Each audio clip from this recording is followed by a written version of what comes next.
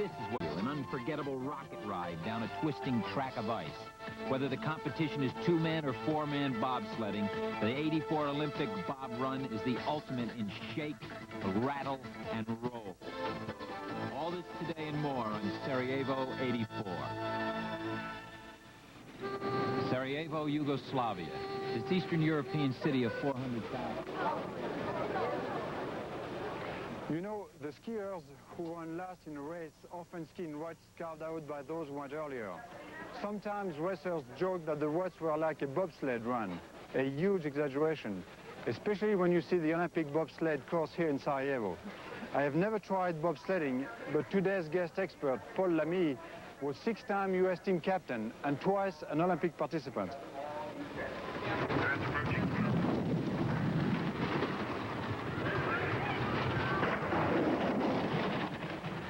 Bobsledding is a fast, exciting, and very dangerous sport. I know, I'm Paul Lamy, and for 15 years I drove bobsleds for the United States. There are two events, the two-man and the four-man, each comprised of 4 heats. The winner is determined by the fastest 4-heat total time. Now let's take a look at some of the best bobsled races in the world today as they prepare for Sarajevo. Set. 1, 2... Bobsled racing is an elite and dangerous sport that few men ever experience, but now is your chance. Grab hold of the arms of your chair, take a deep breath, and go. Here comes the first big turn. Speed is building now, the vibrations picking up. The line is good, but the ride is still jarring, shaking you from side to side.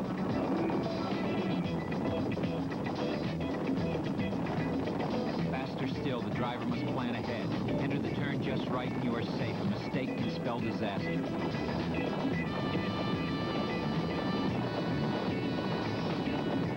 The noise is louder, the rattling more severe. The bobsled climbs higher on the turns and the G-force increases, packing you into your body and your body into the sled.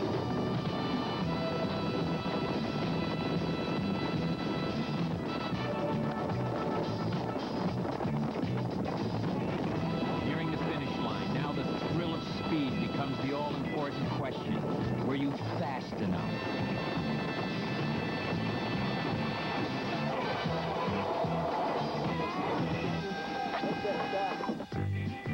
First is the start. In both the two and the four-man, the snap, timing, and power are all important.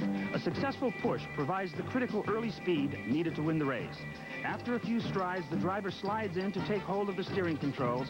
Then one by one, his teammates get on. This movement must be done quick, smooth, and without jarring the sled, as the men and sled become one. Now, a clean line must be driven perfectly. Enter the turn correctly and build speed. At these slow speeds, an error is very costly in time. Those who are even the slightest bit off risk danger, skids, loss of speed, and a jarring collision with the wall. One mistake sets up another. Concentrate, stay clean, be exact, and snake down through the walls of ice.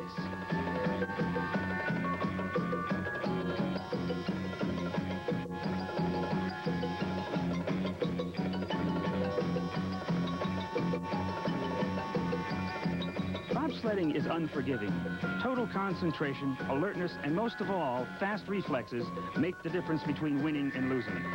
The driver must attack the course and feel his way down every inch of the way to earn those precious hundreds of seconds needed to win. Remember, it takes a combined total time from 4 heats to be number 1.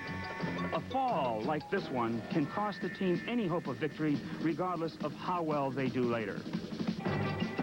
Maintaining a proper line and hitting the pressure point to get the required kick out of these turns brings out the best of the driver's ability. A mistake can be disastrous, even fatal.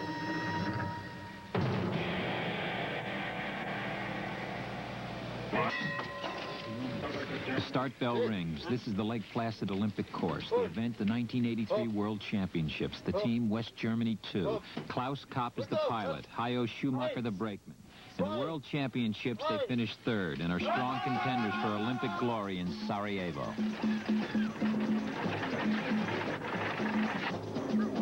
Approaching 2. West Germans have been top contenders for years. They were leaders in the application of aerodynamic designs to their equipment. A two-man sled is approximately 9 feet long and 3 feet wide. The gross weight, 859 pounds, and this includes both men and equipment.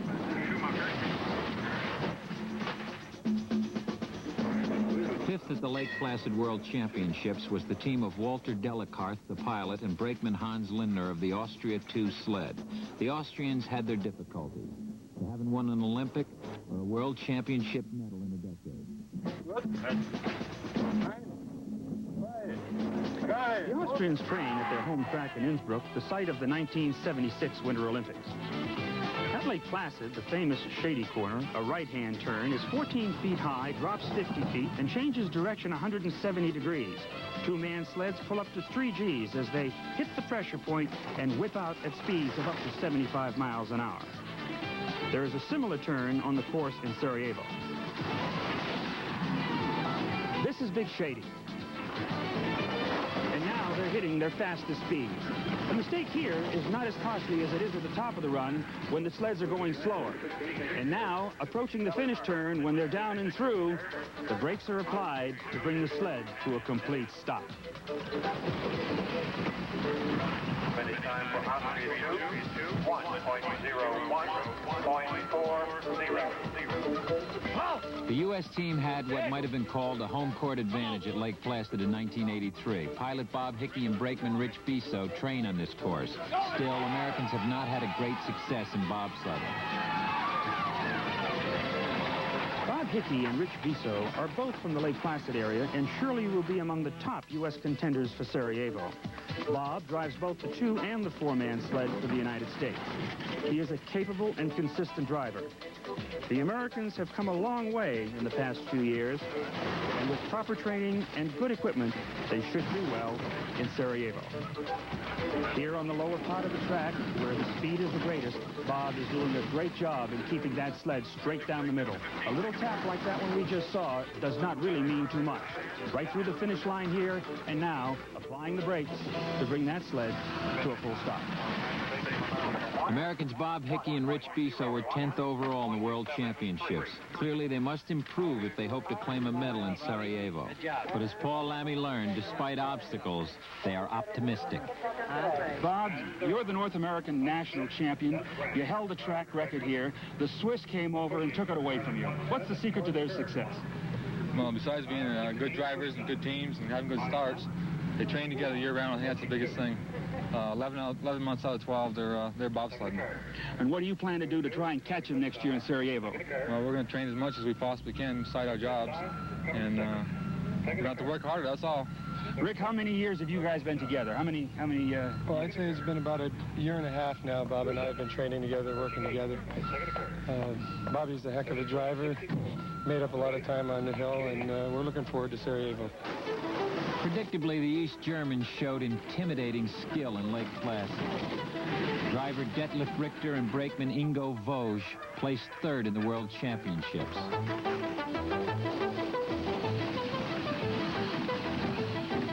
The Italy 1 sled with driver Marco Bellatus and brakeman Stefano Ticci are a new combination. Ticci has replaced longtime brakeman Walter Mattias.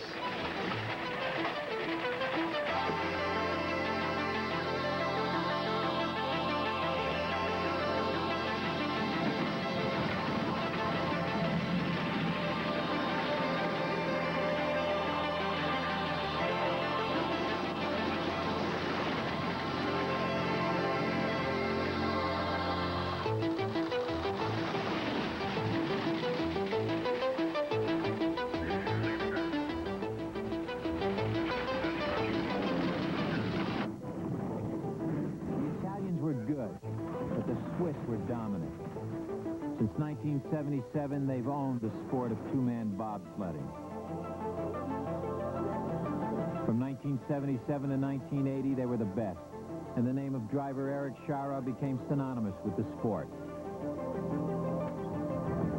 This is the Swiss 2 sled. Ralph Pickler, the driver. Urs Luthold, the brakeman. Swiss bobsledders like Peter and Eric Scherer Hans Hildebrandt, Silvio Giobolina, are legends in Switzerland for the bobsled championships they have won. Now, new faces are coming to the forefront. Young men like the one driving this sled, Ralph Pickler, look ahead to continue the Swiss tradition in being number one in the sport. In this race, Swiss 1, driven by the veteran Eric Scherer, finished second. Ralph Pickler set the pace by setting a new single-heat record time, as well as a combined 4-heat record time, to win the 1983 World Championships at Lake Placid, New York.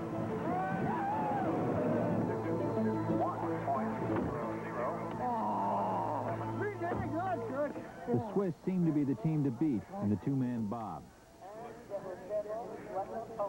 We'll have more on the 1984 Olympic bobsled competition after this. Paul Lammy takes a closer look.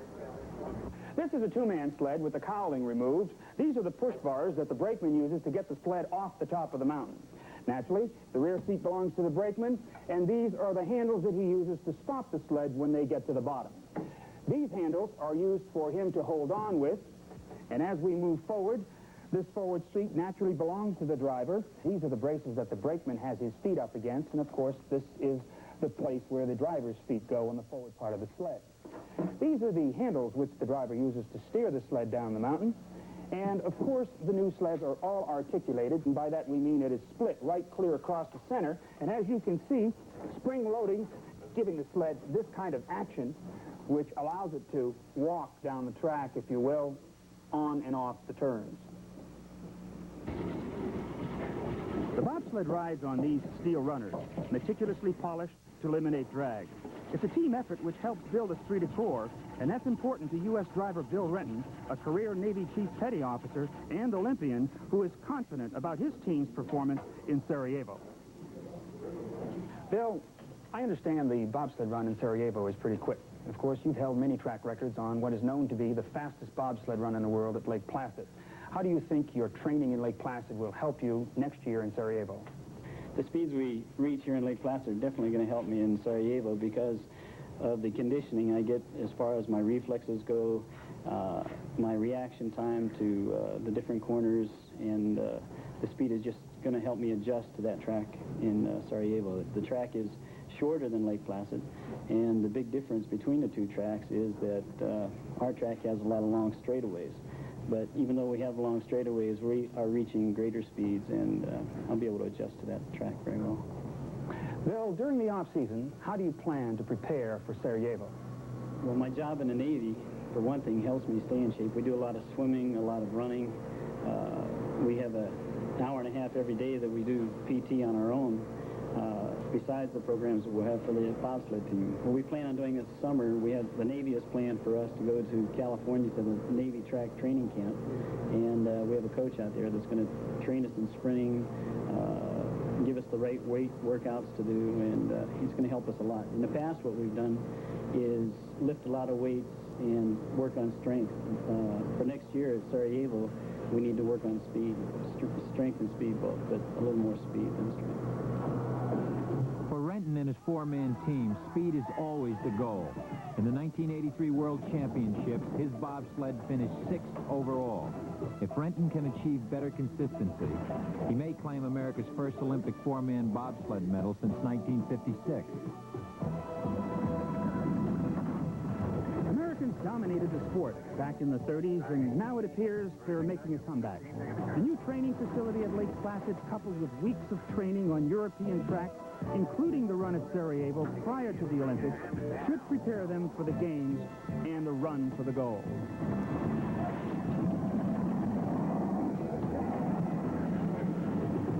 The question is, how will Bill Renton's Lake Placid successes translate to Sarajevo?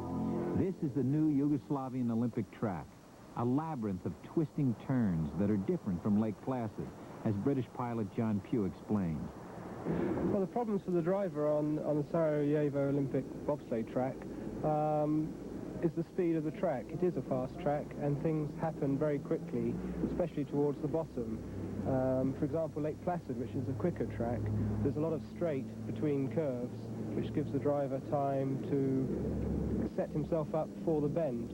whereas here, once you've gone through 8, it's bend, bend, bend, bend, bend. So if you have a problem, you can't sort it out until you've finished all those bends. And the other problem is the big sweeping right-handers, where you've got to throw your head right back to see the exit, to get the right line out. Otherwise you tend to come off too early, back up again, and that's how all the crashes were caused at the beginning of the period, people coming off too early. Back in Lake Placid, this is the West German 1 team, which placed second in the 1983 World Championships. The driver is Klaus Kopp. The four-man bobsled is about 12.5 feet long and a bit over 3 feet wide, with a total weight of 1,383 pounds. This includes both men and equipment. The sled is capable of reaching speeds of up to 85 miles per hour and will cover the course a full 2 seconds faster than the lighter two-man sled. The West Germans, Klaus Kopp, Gerhard Oschli, Hayo Schumacher, and Gunther Neuberger, excited by their success but exhausted by the task. 4 demanding runs that require enormous physical and mental strength, for the edge of control in bobsledding is becoming increasingly narrow.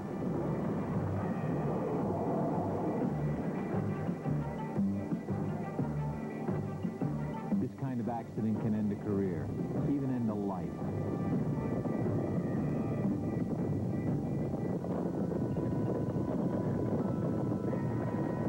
Sliding through chutes of ice has long held man's fascination. International tobogganing competition began in 1883. 4-man bobsledding was in the first Winter Olympics in 1924. Of course, equipment and technique have evolved into the space age. And at the 83 World Championships, the East Germans brought these factors together for 3rd place overall.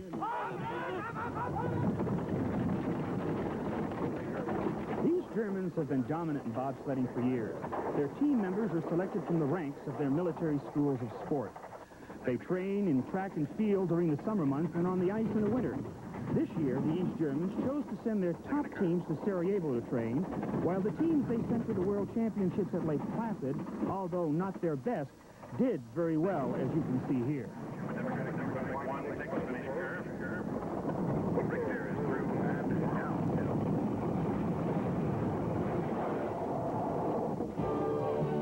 We'll look at the great Swiss 4-man team when Sarajevo 84 continues.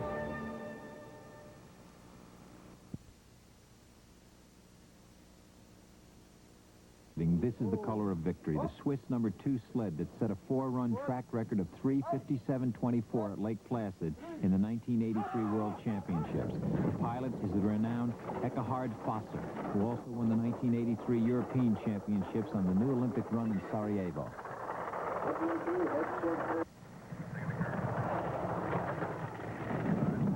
This young Swiss team, led by driver Eckhard Fosser, displays an excellent start and a near flawless descent due to great teamwork and to the abilities of a seasoned pilot.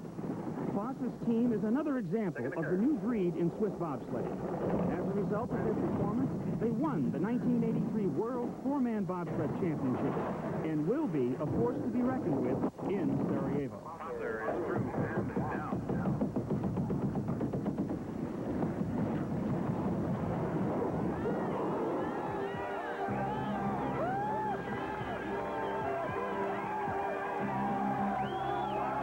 The Swiss 4-man bobsled team, exultant in World Championship victory, is the favorite for the Olympics, with Eckhard Fosser in the driver's seat.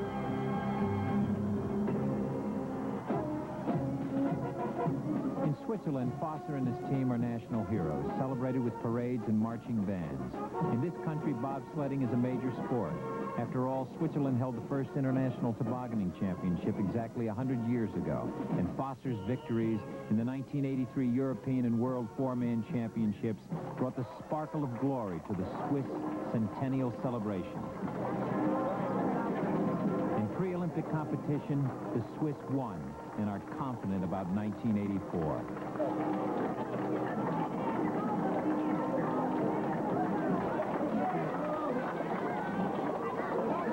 But it is more than tradition and national patronage that make the Swiss team the best in the world. It is hard work and team unity. In this beautiful setting, Coach Edward Brassereau leads his team in daily runs that build endurance and a spirit of togetherness.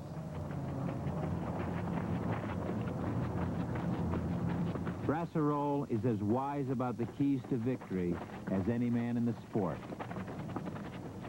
The basic elements of training are sprints and speed. It's always good, therefore, to have people who come from track and field and to have the sprints training to the running. You emphasize the basics, the legwork, and of course, finally, build up the condition that is needed, as in any sport, to be able to go on the 1200 or 700 meter bob run. The training's actually year-round. We start in March, April with the first meetings. The national trainers give written training instructions to the members of the national team. Bobsledders may ride most of the way down the mountainside, but their workouts are grueling. As far as the training is concerned, there are a lot of advantages when the team all comes from the same area. They meet more often, they can train together more often, the team becomes more closely knit. They can work together more intensively than they could if the members of the team were 100 or 150 kilometers apart and could only train together once a month. Then you wouldn't have the same kind of solidarity that you find here on the Fusser team. A solidarity that leads to the joy of victory through the grunts and groans of training.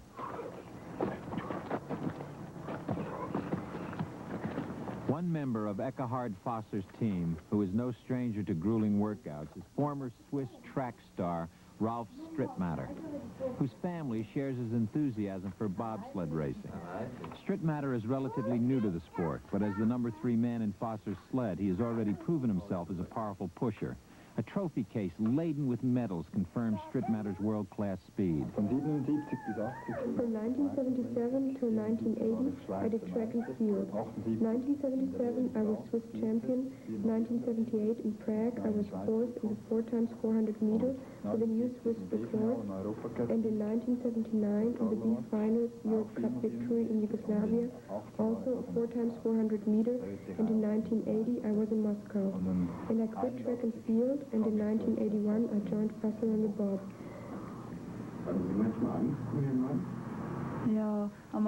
At first, yes, a bit, during the first year. But now I've got used to it, so now I'm not really afraid. I mean, if something is going to happen, it could just as easily happen on the street. I think they've achieved something, after all. And that all the work that they've invested during the year has paid off. And,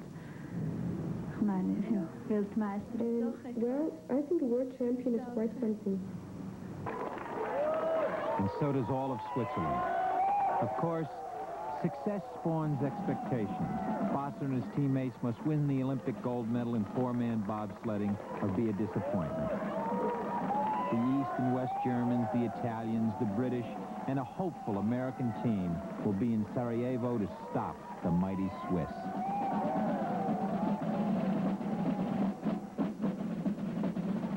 And we'll return with a final word from host Jean-Claude. Even though Sarajevo, Yugoslavia, is hosting the 1984 Winter Olympics, there are very few people here who have actually watched a giant Sarajevo for the 1984 Winter Olympics. This town of 350,000 will swell with an estimated 10 million Olympic spectators. So until next time, I am